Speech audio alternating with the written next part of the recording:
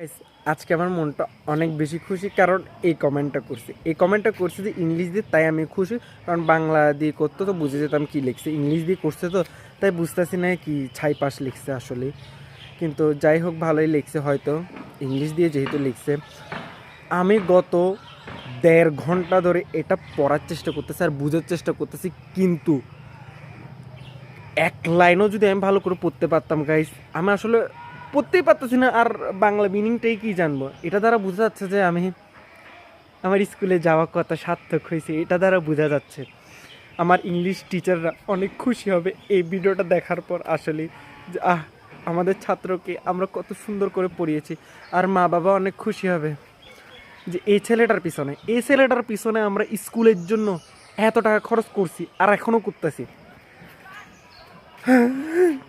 Please কেউ যদি এটার বাংলা মিনিংটা জেনে থাকে, কমেন্টার প্লিজ আমাকে কমেন্ট করে জানায়, কারণ আমার দ্বারা তো এটা পড়া সম্ভব হচ্ছে না।